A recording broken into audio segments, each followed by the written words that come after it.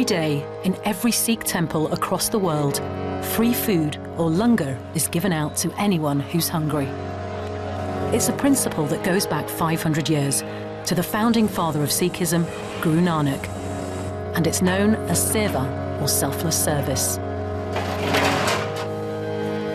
Ravi Singh is a British Sikh who takes his Guru's teachings to another level. Not content with feeding those in his local temple, he regularly risks his own life to take aid to those most in need in some of the most dangerous places on the planet. When we work in this region, we have to be very fast. You can't stay in one place too long. It attracts the wrong attention. In this film, to mark the birthday of Guru Nanak, we follow Ravi as he makes the extraordinary journey to northern Iraq on the eve of the battle to retake the ISIS stronghold of Mosul. We're like in a live conflict zone. Anything could change any moment. Through Ravi's work and the stories of those he's fought to help, we'll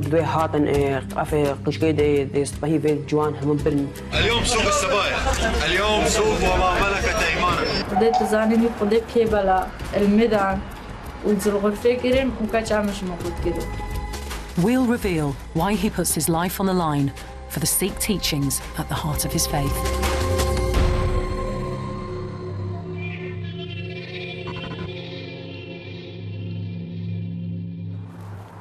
Today is Ravi Singh's birthday, and he's visiting his Punjabi mother, 3 days before he's about to leave for a trip to one of the most dangerous countries in the world. How does she feel about you going away next week? Where are you, how does she feel about that? She didn't know. I don't tell her a day before I go. She's always praying like he comes back, I come back in one piece. It's strange, like I'm 47 today. And my mother is still like, treat me like a teenager. But I'm very proud, she says. Very proud, but I'm always very worried. Ravi moved to Britain when he was 11, but he grew up in a small village in the Punjab. I was very skinny, and I was extremely naughty child. He's equally as good now as he was bad when he was. I agree with her. I was terrible. I think if the village in Punjab had asbos, I would have been served asbos every day of my life. But 17 years ago, Ravi turned his back on his bad boy past and re-embraced the Sikh faith of his childhood. He made the decision to start Khalsa Aid, an international relief organisation based on his religious principles. Now, every few weeks, he and his team travel to the world's disaster zones, from earthquakes in Nepal to floods in the West Country. It means leaving his family behind and putting himself on the front line. It's all right, we'll sort it out. Yes, there's danger. Is it worth the sacrifice? It's worth it for me, because it's the calling within. Ravi has made it his life's work to put his Sikh ideals into action, not just in his local Gurdwara, but wherever help is needed most. And in 72 hours, he'll be in northern Iraq, a country about to face one of the greatest humanitarian crises of recent years.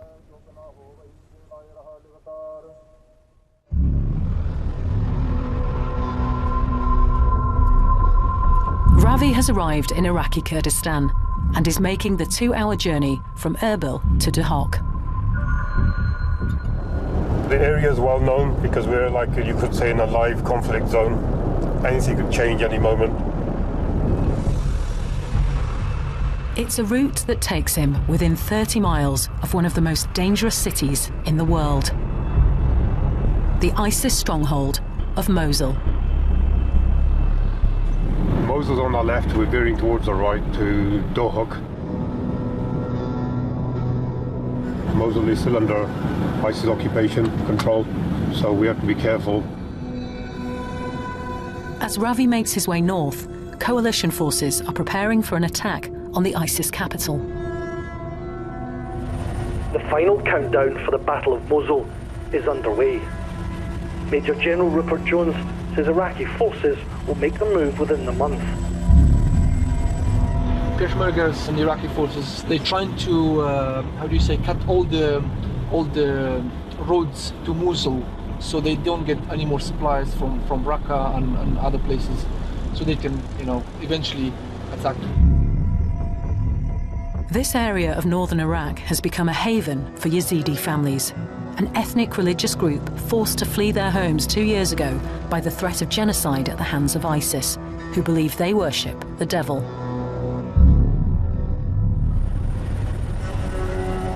Summer 2014, and a humanitarian disaster is unfolding in Sinjar, in northern Iraq. Thousands of Yazidis are fleeing the Islamic State, their men being murdered, their women being taken into sexual slavery. It was an event that brought their plight to global attention. So I was watching the news with our family and friends, and we saw the Yazidis crossing, with whatever they could carry. It was a very, very sad sight. Behind them were ISIS. In front of us was like these unforgiving mountains of Sinjar. As ISIS attacked their villages, 50,000 Yazidis were trapped on Mount Sinjar. And despite the risks involved, Ravi made it his mission to help.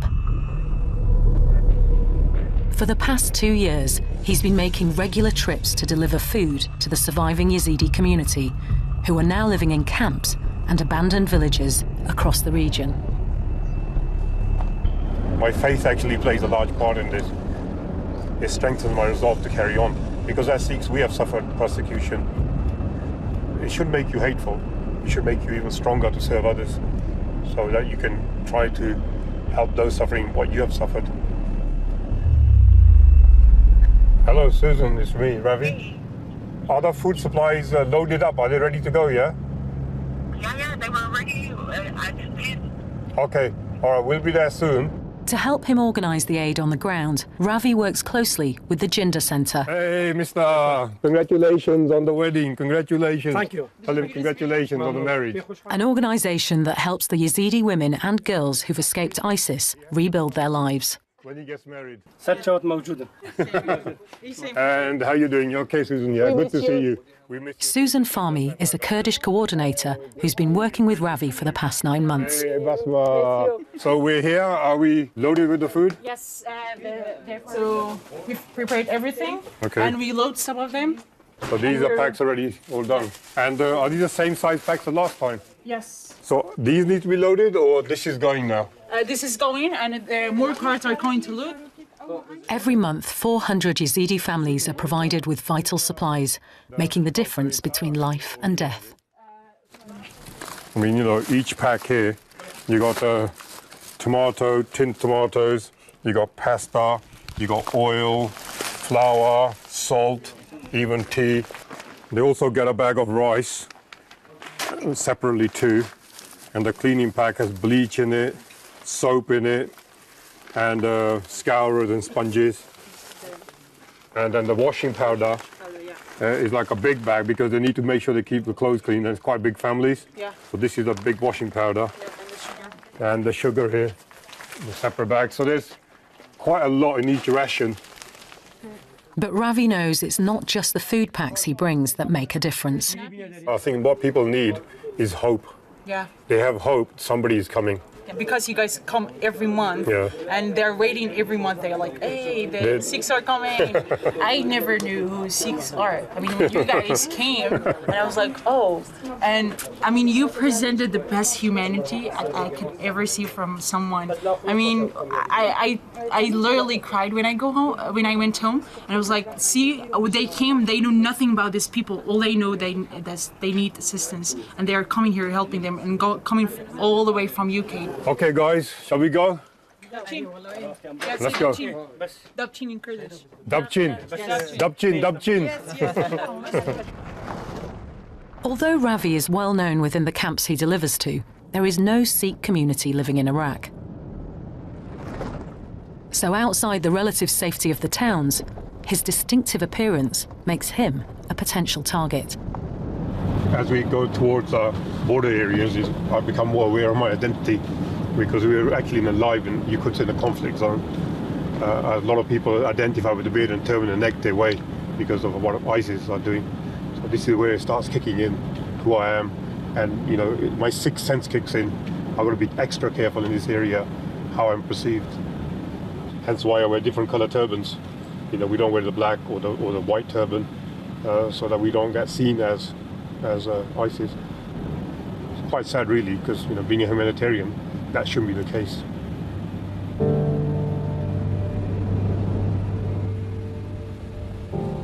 The first camp Ravi is visiting is close to the Turkish and Syrian borders. The Yazidis living here are all from Kocho village, which was attacked by ISIS in August 2014. Most people who are going to come here for this food are women on their own, and they're from a village called Kocho, and the village, basically the men were slaughtered by ISIS. Almost all the men were slaughtered. So they don't have real breadwinners in the family. So majority of the recipients of this food aid will be the women who survived the massacre. And this is why it's very important to give food here. It's estimated that at least 300 men and 80 older women were shot by ISIS in Kocho village. The younger women were taken away into sexual slavery. Sarah was one of them. Members of her family are still in captivity, so her name has been changed to protect her identity.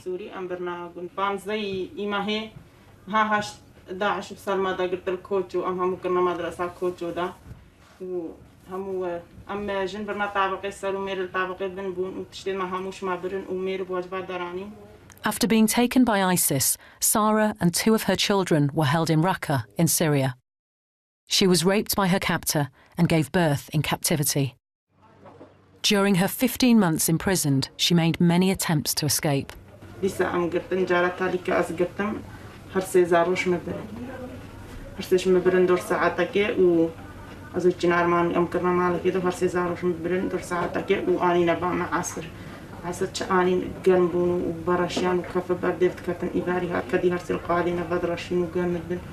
ما برنا مستشفى يمكن مستشفى غن كتشكيل مليون بود تختورا فحسكرن وتشتو داني دا كتشكل بان مدام مرتشعمتشو وهادو قدي برنا غرفة سر تختورا قوة شعدا عبان سارو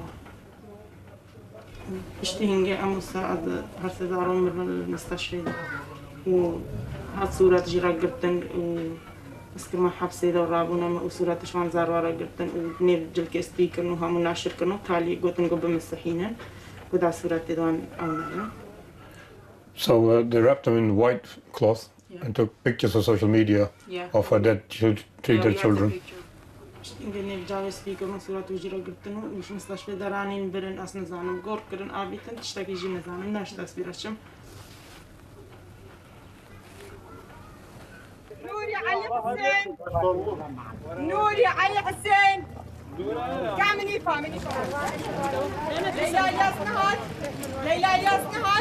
Every single family here has suffered hell with a very little response from the global community. It's disappointing, actually. What I personally feel, because the Yazidi community don't have anything to offer to the world, like to the Western powers. No oil, no economic gain. So like anywhere else in the world, when you're weak, when you're poor, when you're a minority, you don't mean much. So nobody really cares. But for Ravi and those who support the work he does, the poverty and political insignificance of the Yazidis isn't what matters. I'm so proud of my community. Honestly, they never said, not one person said, don't help them, they're not Sikh, you know. It's just 100% unconditional support. So it makes me really proud to be who I am. And that strength comes from our faith when we say, recognize the whole human race as one. And there's also that concept of, in my faith, Sarbat Dapala, which means well-being of all. We say it every day in every prayer. So we put it into practice. You want me to help you? Yeah? Where you want to take these? Where you want to take them? Where? I'll help them.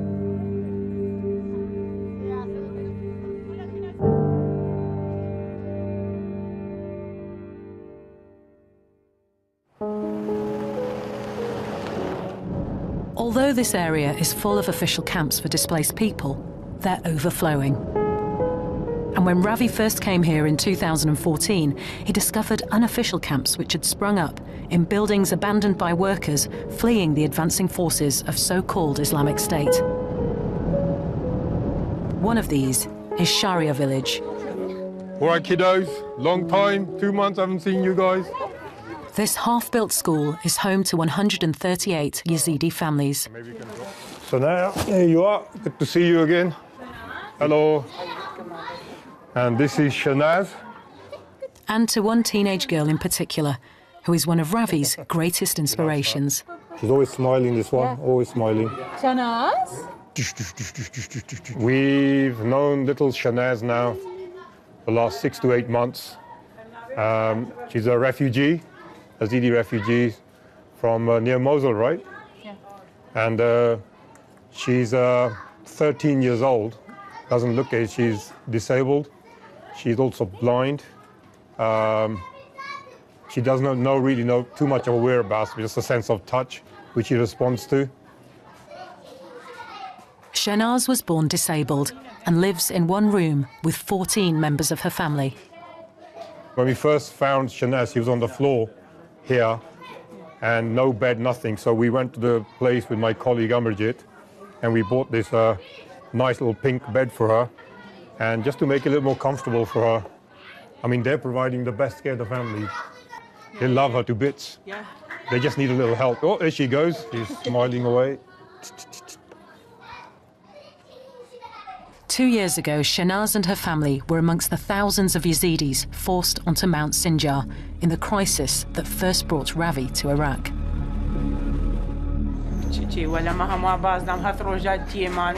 In 48-degree heat, facing starvation, and with ISIS behind them, Shanaz's mother Bahar had to carry her daughter to safety.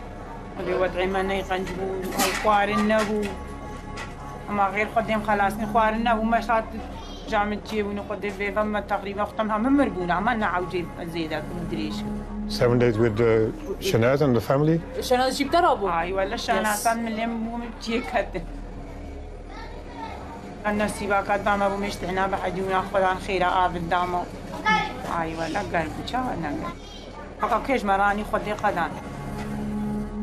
It's very tough.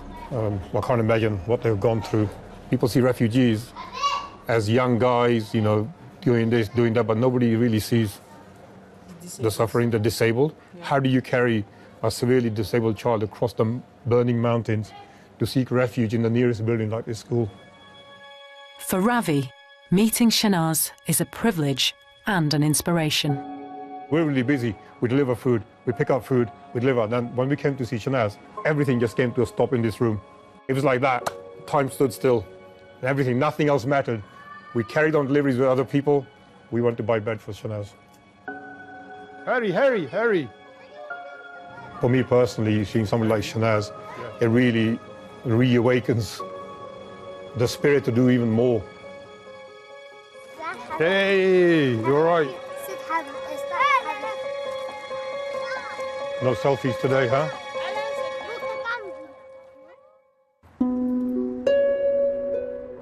It's Ravi's final day in Iraq, and he's spending the morning in Dahok. Today we're meeting some of the girls who've been released or freed from ISIS.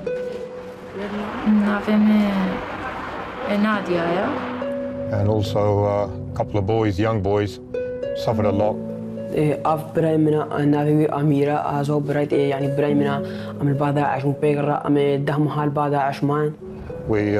going to take them shops with Jinda Center girls. We will fund clothes for them. They can choose clothes.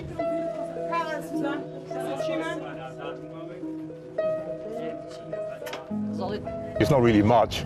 It just gives them a little break from that daily routine because nobody really asks them how they are, what happened to them. And this way they come into the city, they get taken to the shop, they buy some clothes. it's not just about delivering food and stuff, it's also making them feel a little bit more human as well, like, you know, that personal touch that we do care. Amir and Ahmed Amin are brothers. They were captured by ISIS when they were betrayed by a local Muslim who gave their location away when ISIS invaded their village. أمبرنا التدريب سر دربان سر سلاح عوان ومقطعي سرج كرنا بيشمات كرن وقوتنا ما جو هرنا أمي واشنا دارت العربي. Nadia, whose name has been changed to protect her identity, is the mother of 5 children. She and her 11-year-old daughter were taken into sexual slavery.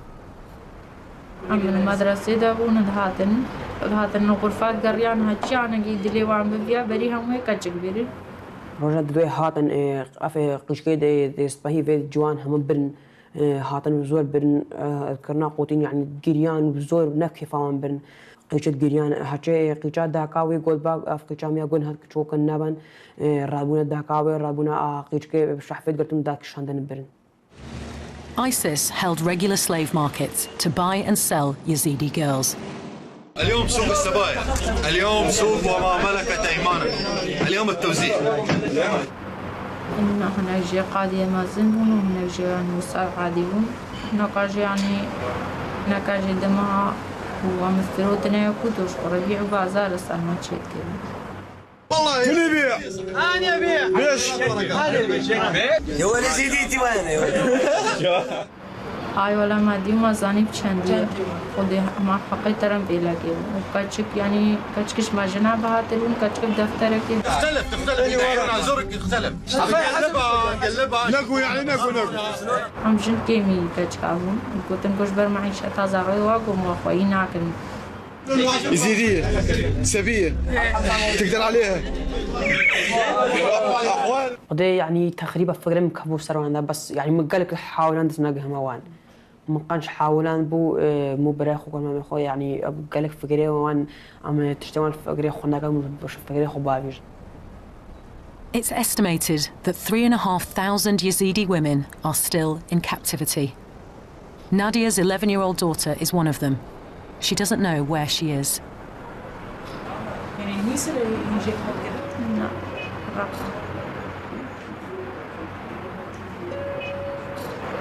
عارف زحمة يعني إيش عيالي من زحمة تلو بيش عبيم يعني كجامدين.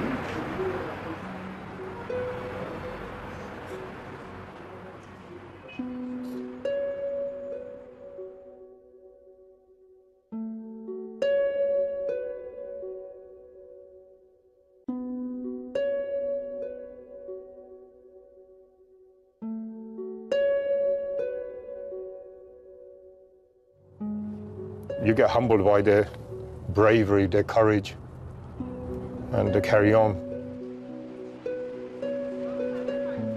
For Ravi, supporting the Yazidis isn't just about keeping people alive. He doesn't force those he helps to believe what he does.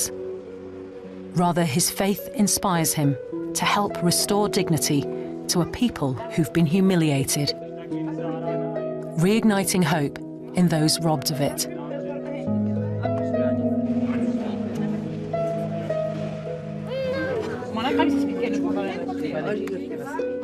These young guys had a horrific tale. They were held captive and trained to behead people, and they still tell us through the translation when they close their eyes at night, they still have visions of their captors. The amazing thing is, these guys didn't just give up. They run a little shop in the camp, all sorts of bits and pieces in there to make a living. So they are budding businessmen. They've gone through hell, and yet they turned out to be right gentlemen. And honestly, win my heart over these guys. We're going to help them as much as we can.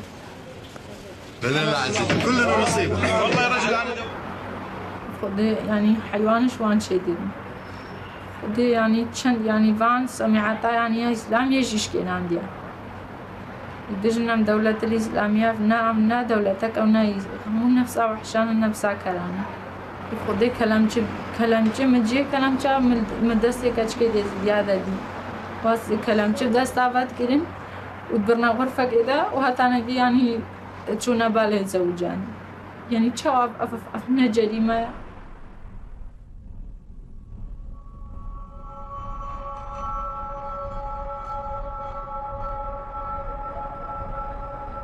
Ravi's visit to Iraq is at an end. Tomorrow he returns home, and it's a moment to reflect. Almost every family say the same thing. 2 of my daughters are held, 3 of my daughters are held, my mom's being held.